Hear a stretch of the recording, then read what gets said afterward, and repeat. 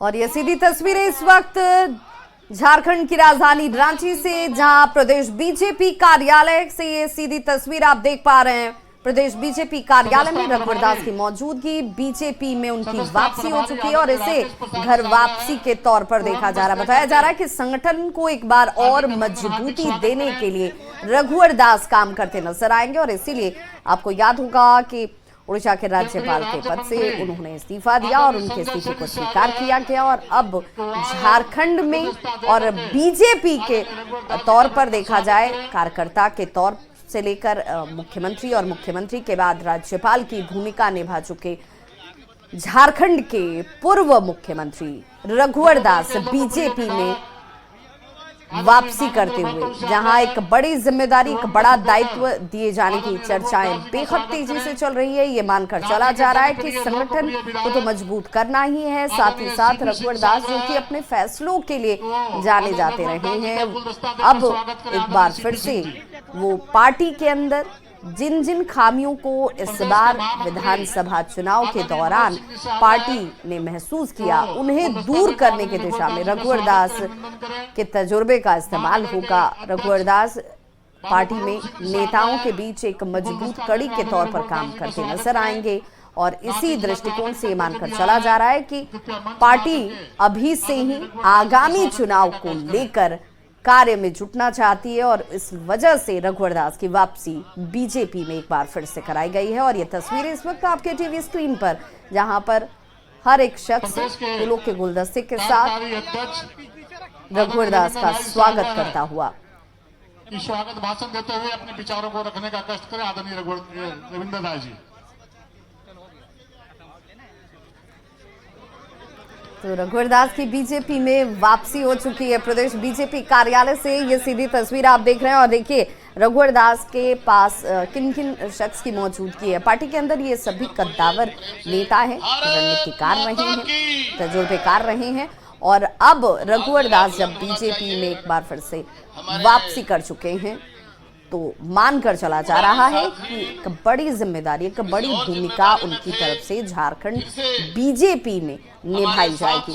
और इसी कतार में लग गए, ये खुशी का मौसम है, समय है। तो ये तस्वीरें बताने के लिए काफी है कि झारखंड में बीजेपी अब अपनी उस रणनीति पर काम करना शुरू कर चुकी है। सत्ता कैसे हासिल किया जाए, सत्ता में वापसी कैसे हो, इस लिहाज से रघुवर दास को पार्टी में शामिल कराया जाना, पार्टी में उनकी वापसी होना, क्योंकि राज्यपाल के तौर पर वो अपनी भूमिका उड़ीसा में निभा रहे थे, लेकिन वहां से इस्तीफा देने के बाद बीजेपी में उन्हें शामिल कराया गया है। और अगर उनके परिवार के लोगों की बात करें, कार्यकर्ताओं की बात करें, सभी का जोश बहुत हाई नजर आता है और सभी एक सुर में ये बात दोहराते नजर आए कि भाई कहीं ना कहीं उनकी कमी जो थी वो खल रही थी। अब रघुवर दास जब वापस हो चुके हैं, बीजेपी में शामिल हो चुके हैं, तो उन खामियों को जिसकी चर्चा पार्टी के अंदर जो नेता अपने बीच करते रहे हैं, उन्हें दूर करने की दिशा में रघुवर दास बड़ी तत्परता से काम करते नजर आएंगे। बाबूला मरांडी की बात कीजिए, तमाम नेताओं की मौजूदगी आपको नजर आ रही होगी जो इस वक्त मंच पर आसीन है। फिर से मेरे परिवार में पहले की तरह शामिल हुए हैं। तो देखिए बीजेपी कार्यालय से ये सीधी तस्वीर आप देख पा रहे हैं, जहां पर पगड़ी और साफे के साथ उनका स्वागत किया जाता हुआ बीजेपी एक तरीके से रघुवर दास ये कह चुके हैं कि भाई मेरे लिए कुछ नया नहीं है, मेरे लिए कुछ अलग नहीं है, मैं एक कार्यकर्ता से, जमीनी कार्यकर्ता से लेकर इस मुकाम तक पहुंचा और हमेशा मेरे अंदर का जो एक कार्यकर्ता है वो हमेशा जीवित रहता है, जो कार्य करने के लिए उत्सुक रहता है और अब जो भी दायित्व पार्टी के शीर्ष नेतृत्व की तरफ से दिया जाएगा मैं उसे बखूबी निभाऊंगा। मेरा जितना सहयोग होगा मैं उसे करने की पूरी कोशिश करूंगा और ये महत्व नहीं रखता, ये मायने नहीं रखता कि क्या पद मुझे दिया जाएगा, क्या कार्य मुझे दिया जाएगा। जो भी कार्य दिया जाएगा उसे बड़ी ईमानदारी के साथ, सजगता से। और जी जो हमारे पूर्व विधायक रह चुके हैं, भाई नागेंद्र जी और मंच पर विराजमान सभी महानुभावगण, यहाँ उपस्थित आए हुए हमारे सम्मानीय सांसदगण, क्योंकि मुझे मालूम है कई सांसद यहां विराजमान हैं, श्रीमान काली जी, श्रीमान मनीष जायसवाल जी, मंच पर जगह के अभाव में शायद वो नहीं आ पाए होंगे यहां। तो बीजेपी में वापसी रघुवर दास की, बढ़ेंगे आगे। आम आदमी पार्टी के संयोजक अरविंद केजरीवाल ने यूपी और बिहार के लोगों को फर्जी वोटर कहा। अरविंद केजरीवाल ने चुनाव आयोग से मिलकर बीजेपी की शिकायत की। केजरीवाल ने बीजेपी पर आरोप लगाते हुए कहा कि यूपी बिहार से फर्जी वोटर लाए जा रहे हैं। अब केजरीवाल की इस बयान पर सियासत शुरू हो गई है। छोटी सी असेंबली है, उसमें 13,000 नए लोग कहां से आ गए? 15 दिन में कहां से आ गए? पिछले 15 दिन में 13,000 नए वोट बनने की एप्लीकेशन आई है। जाहिर तौर पे ये यूपी और बिहार से ला के, यूपी आसपास के स्टेट से ला के फर्जी वोट बनवा रहे हैं ये लोग। तो पूर्वांचल के लोगों के खिलाफ अरविंद केजरीवाल के आपत्तिजनक बयान के बाद दिल्ली में बीजेपी गुस्से में है और बड़ी संख्या में पार्टी के नेता और कार्यकर्ता जोरदार प्रदर्शन कर रहे हैं। इसके पहले बीजेपी ने पोस्टर जारी कर अरविंद केजरीवाल पर जमकर निशाना साधा। बीजेपी के राष्ट्रीय अध्यक्ष जेपी नड्डा ने निशाना साधा है। उन्होंने सोशल मीडिया एक्स पर लिखा है, अरविंद केजरीवाल को चुनाव में अपनी हार का डर सताने लगा है। बौखलाकर वे उत्तर प्रदेश और बिहार के हमारे भाई बहनों के खिलाफ अनर्गल बयानबाजी पर उतर आए हैं। जनता इसका जवाब जरूर देगी। तो अरविंद केजरीवाल के फर्जी वोटर वाले बयान पर केंद्रीय पंचायती राज मंत्री ललन सिंह ने भी पलटवार किया और ललन सिंह ने कहा कि केजरीवाल के चेहरे से नकाब उतर चुका है। वे चुनाव में हार के डर से हताशा में ऐसे बयान दे रहे हैं। उन्होंने कहा कि दिल्ली केजरीवाल की जागीर नहीं है। उनके चेहरे से नकाब उतर गया है और वो हताशा में इस तरह का बयान दे रहे हैं क्योंकि उनको मालूम है कि इस बार वो चुनाव हार रहे हैं। बिहार और यूपी के लोग, दिल्ली कोई अरविंद केजरीवाल जी की जागीर नहीं है। बिहार और यूपी के लोग अपने सम्मान और स्वाभिमान के साथ जीते हैं। उपेंद्र कुशवाहा ने केजरीवाल के बयान को बेहद आपत्तिजनक बताया है और कहा है कि जो पूर्वांचल के लोग दिल्ली को बसाने में लगे रहते हैं, उनके खिलाफ ऐसा बयान बेहद आपत्तिजनक है। केजरीवाल को ऐसे बयान तुरंत वापस लेने चाहिए। उस तरफ के लोग समर्थन देते रहेंगे और उसके बारे में इस तरह का अपमानजनक बयान देना कि बिहार के लोगों को लाकर बसाया गया है। बिहार के लोगों को लाकर नहीं बसाया जाता है। बिहार के लोग आते हैं, यहाँ के लोगों को बसाने का काम बिहार के लोग करते हैं। बिहार के लोग न रहें तो दिल्ली उजड़ जाएगी और उसके बारे में इस तरह का बयान बहुत ही आपत्तिजनक बयान उनका है। तो बिहार और यूपी के लोगों के खिलाफ अरविंद केजरीवाल के आपत्तिजनक बयान के बाद राजनीति इस पर तेज हो गई। जेडीयू सांसद संजय झा ने कहा कि केजरीवाल पहले भी पूर्वांचल के लोगों का अपमान करते हैं, बावजूद इसके पूर्वांचल के लोगों की बदौलत ही उन्होंने दिल्ली की सत्ता हासिल की थी। दिल्ली सबकी है, संविधान की बात करते हैं। दिल्ली में जो बिहार और यूपी के लोग रहते हैं, उसी की बदौलत दिल्ली चलता है। अगर ये लोग काम करना बंद कर दे, चले जाए, दिल्ली बंद हो जाएगा। और इनसे पहले जो मुख्यमंत्री थी वो भी ऐसा ही कमेंट की थी, कितना बुरी तरह चुनाव हारी थी। इस बार बिहार यूपी के लोग इनका हिसाब कर देंगे। केंद्रीय मंत्री चिराग पासवान ने भी अरविंद केजरीवाल पर जोरदार निशाना साधा है। सत्ताधारी, एक राज्य की सत्ताधारी दल के प्रमुख की ये सोच है और वो भी एक ऐसे राज्य की सत्ताधारी पार्टी जो कि देश की राजधानी है। आम आदमी पार्टी के प्रमुख पूर्व मुख्यमंत्री अरविंद केजरीवाल जी ने जिस तरीके से यूपी बिहार के लोगों को लेकर आपत्तिजनक टिप्पणी करने का काम किया है, इसको कतई बर्दाश्त नहीं किया जा सकता। तो बिहार और यूपी के लोगों को फर्जी वोटर बताने के केजरीवाल के बयान पर केंद्रीय मंत्री जीतन राम मांझी ने भी जोरदार निशाना साधा और लोगों से आगामी चुनाव में केजरीवाल को पूरी तरह से नकारने की अपील की। केजरीवाल साहब ऐसा कुछ कहते हैं बिहार वासियों के प्रति और यूपी वासियों के प्रति, तो उनकी विकृत मानसिकता का ये द्योतक है। और इस चीज को जो हमारे बिहार के लोग हैं, उत्तर प्रदेश के लोग हैं, संज्ञान में लें। आने वाले चुनाव में ऐसे आदमियों के पार्टी को निश्चित रूप में नकारें। अरविंद केजरीवाल के बयान पर केंद्रीय मंत्री गिरिराज सिंह ने भी जोरदार निशाना साधा। गिरिराज सिंह ने कहा कि केजरीवाल जी जिस पत्तल में खाते हैं उसी में छेद करते हैं। जिन बिहारियों और पूर्वांचलियों ने इन्हें मुख्यमंत्री बनाया उन्हीं को ये गाली देते हैं। यूपी और बिहार के लोगों को कहते हैं 500 रुपया टिकट कटा के आता है, 5 लाख का इलाज करा के भाग जाता है, इन लोगों को दिल्ली घुसने नहीं देंगे। जिस यूपी बिहार के लोगों ने इसे मुख्यमंत्री बनाया आज उसे गाली दे रहा है, जो खुद धोखेबाज है। जिस थाली में खाते हैं केजरीवाल उसी में छेद करते हैं, नमक हराम है। पूर्वांचली विवाद पर बीजेपी सांसद मनोज तिवारी ने अरविंद केजरीवाल पर हमला किया। उन्होंने कहा कि अरविंद केजरीवाल और आपका यूपी, बिहार और झारखंड के लोगों का अपमान करने का इतिहास रहा है। पूर्वांचल की जनता 5 फरवरी को इसका बदला लेगी। वहीं बीजेपी के आरोपों पर पलटवार करते हुए आपने भाजपा पर निचले स्तर की राजनीति करने का आरोप लगाया।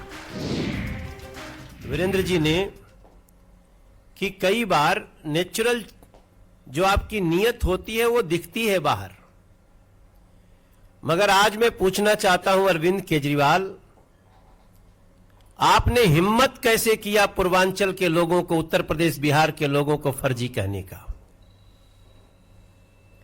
फर्जी आप हैं, फर्जी आपके वादे हैं अरविंद केजरीवाल, आम आदमी पार्टी। फर्जी आपके होर्डिंग है, फर्जी आपके आचरण है, फर्जी आपकी नीयत है। इलीगल बांग्लादेशी घुसपैठियों और रोहिंग्यास को ला करके फर्जी वोट बनवाते रहे। आज जब लोगों ने शिकायत की तो आपको जलन हो रही है। और अब नजर डाल लेते हैं बिहार की एक बड़ी खबर पर। बिहार के पूर्व मंत्री और आरजेडी नेता आलोक मेहता के यहां सर्च ऑपरेशन की कार्रवाई चल रही है। पूर्व मंत्री आलोक मेहता और उनसे जुड़ी कई कंपनियों के खिलाफ सर्च ऑपरेशन की कार्रवाई चल रही है।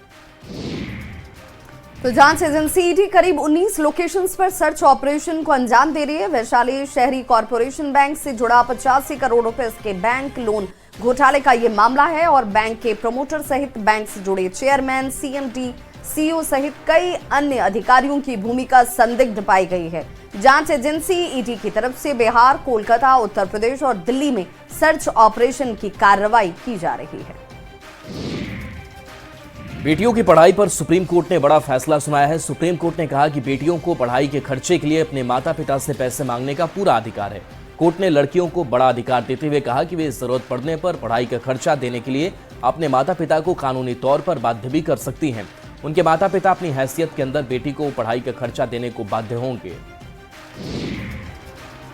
और अंतर्राष्ट्रीय बड़ी खबर का रुख करते हैं। अमेरिका के जंगल में 3 दिनों से लगी भयानक आग और भड़क उठी है। हाहाकारी आग में बॉलीवुड के जल जाने का खतरा, अब हॉलीवुड जो है उसके जल जाने का खतरा जो है वो बढ़ता जा रहा है। हॉलीवुड के कई सुपरस्टार्स के बंगले आग में जलकर खाक हो चुके हैं। अमेरिका में जंगल से फैली आग ने 3 लाख लोगों को खतरे में डाल दिया है। कैलिफोर्निया के लॉस एंजलिस के जंगलों में लगी आग इस शहर तक पहुंच गई है। मंगलवार को लगी आग से 3 दिन में अब तक 17,200 एकड़ इलाका जलकर राख हो गया है। आग से करीब 1900 इमारतें पूरी तरह जल गई हैं और 28,000 घरों को नुकसान पहुंचा है। जंगल में फैल रही आग से अब तक 10 लोगों की मौत हो चुकी है। वहीं करीब 50,000 लोगों को तुरंत घर खाली करने को कहा गया है। और इस आग की वजह से एक्टर नोरा फतेही को भी परेशानी उठानी पड़ी। जिस वक्त कैलिफोर्निया के लॉस एंजलिस के जंगल में आग भड़की, नोरा फतेही वहां के एक होटल में मौजूद थी और आग के खतरे को देखते हुए उन्हें उस होटल को खाली करने के आदेश दिए गए। नोरा फतेही ने अपने सोशल मीडिया अकाउंट के जरिए इस बात की जानकारी दी। उन्होंने बताया कि लॉस एंजलिस की आग ने भयानक रूप ले लिया। उन्होंने बताया कि उन्हें उस होटल को खाली करने के लिए 5 मिनट का वक्त दिया गया था। पाकिस्तान में यूएई के राष्ट्रपति शेख मोहम्मद बिन जायद के दौरे ने कोहराम मचा दिया है। हैरानी की बात तो ये कि पाकिस्तान के पूर्व प्रधानमंत्री नवाज शरीफ की बेटी मरियम नवाज ने जैसे ही शेख मोहम्मद बिन जायद से हाथ मिलाया, पाकिस्तान में मौजूद तमाम जिहादी और कट्टरपंथियों ने मरियम के खिलाफ फतवा जारी का ऐलान कर दिया। हैरानी की बात तो ये भी कि मरियम के हाथ मिलाने से इमरान समर्थक सबसे ज्यादा भड़के हुए हैं। राष्ट्रपति शेख मोहम्मद और मरियम का हाथ मिलाना इस वक्त पाकिस्तान का आपातकाल बन चुका है। स्टार टेनिस खिलाड़ी नोवाक जोकोविच ने बड़ा दावा किया है। उन्होंने कहा है कि 2022 में जहर दिया गया। 2022 में क्वारंटाइन के दौरान जहर दिया गया। वैक्सीन नहीं लेने पर जोकोविच डिटेन किए गए थे। ऑस्ट्रेलियन ओपन से पहले डिटेन किए गए थे जोकोविच। और अब खबर यूपी के प्रयागराज से, जहां पर महाकुंभ शुरू होने वाला है और महाकुंभ को लेकर उत्तर प्रदेश के मुख्यमंत्री योगी आदित्यनाथ ने बड़ा ऐलान किया है। उन्होंने शाही स्नान को अमृत स्नान की मान्यता दी है। उन्होंने कहा कि शाही स्नान अब अमृत स्नान होगा। वाराणसी महाकुंभ को लेकर रेलवे ने भी खास तैयारी की है। आश्रय हॉल के साथ साथ टिकट की सुविधा के लिए भी कई कदम उठाए गए हैं। इन्हीं में से एक है mobile ticket machine. Varanasi cantt railway station पर पहली बार इस रेलवे स्टेशन पर मोबाइल यूटीएस मशीन की व्यवस्था शुरू की गई है। इससे श्रद्धालुओं, खासतौर पर दिव्यांग श्रद्धालुओं को बड़ी राहत मिलेगी। प्रयागराज दौरे के दूसरे दिन सीएम योगी आदित्यनाथ ने आकाशवाणी के एफएम रेडियो चैनल कुंभवाणी की शुरुआत की। साथ ही उन्होंने कमला बहुगुणा की एक प्रतिमा का भी अनावरण किया। साथ ही सीएम योगी ने मां की रसोई का उद्घाटन किया। उत्तर प्रदेश के प्रयागराज में चहल पहल बढ़ने लगी है। महाकुंभ को लेकर कई तैयारियां की गई है। इसी कड़ी में महाकुंभ में आने वाले लाखों करोड़ों श्रद्धालुओं के लिए कई रसोई शुरू की गई है। यहां एक एक रसोई में हर रोज लाखों लोग खाना खा सकेंगे। तो प्रयागराज में महाकुंभ की शुरुआत को सिर्फ 2 दिन ही बचे हैं। महाकुंभ में साधु संतों के पहुंचने का सिलसिला भी शुरू हो चुका है। महाकुंभ में पहुंच रहे साधु संतों के अलग अलग रूप लोगों में आकर्षण का केंद्र बने हुए हैं। इसी बीच महाकुंभ में एक 15 साल के संत पहुंचे। इतनी छोटी सी उम्र में उन्होंने संन्यास धारण कर लिया। अयोध्या में भव्य और दिव्य राम मंदिर में रामलला की प्राण प्रतिष्ठा समारोह की पहली वर्षगांठ से पहले लोगों का पैदल यात्रा करके अयोध्या पहुंचने का सिलसिला शुरू हो चुका है। देश विदेश से लोग रामलला की प्राण प्रतिष्ठा का साल पूरा होने का जश्न मनाने अयोध्या पहुंच रहे हैं। इसी क्रम में किन्नर समाज के कुछ लोग भी लखनऊ से अयोध्या की पैदल यात्रा पर निकले हैं। और बड़ी खबर, एचएमपी वायरस को लेकर राजस्थान का पहला केस 12 जिले से मिला है, जहां 6 महीने के बच्ची में लक्षण मिलने के बाद स्वास्थ्य विभाग अलर्ट मोड पर है। बच्ची का पिछले 3 महीने से कोटा में इलाज जारी था और 4 दिन पहले ही परिवार अपने गांव लौटा था, जिसका पता लगने पर चिकित्सा विभाग की टीम ने गांव जाकर निरीक्षण किया। फिलहाल बच्ची की हालत ठीक बताई जा रही है। बता दें, इससे पहले डूंगरपुर की एक बच्ची में भी लक्षण पाए गए थे। हालांकि बच्ची का इलाज कुछ महीनों से गुजरात के अहमदाबाद में चल रहा था। पटना से खबर है, जहां पटना हाईकोर्ट में जनसुराज की याचिका मंजूर कर ली गई है। बीपीएससी रे एग्जाम को लेकर के याचिका डाली गई थी। हाईकोर्ट में 9 जनवरी को याचिका दायर की गई थी। 15 जनवरी को अब इस मामले में सुनवाई होगी। गोपालगंज से बड़ी खबर, जहां बेखौफ अपराधियों ने मिडिल स्कूल के शिक्षक अरविंद यादव की गोलियों से भूनकर हत्या कर दी है। घटना उचका गांव थाना क्षेत्र के श्यामपुर गांव की है। नदी के रास्ते पहुंचे अपराधियों ने स्कूल जाते समय रास्ते में इस घटना को अंजाम दिया। घटना की वजह पुरानी रंजिश बताई जा रही है। मृत शिक्षक उचका गांव प्रखंड प्रमुख विश्वजीत यादव के पिता थे। उनकी पत्नी भी लगातार 10 साल तक श्यामपुर पंचायत में मुखिया थी। हत्या किसने की, इसका खुलासा नहीं हो सका है। हत्या के बाद से परिजनों और समर्थकों में काफी आक्रोश है।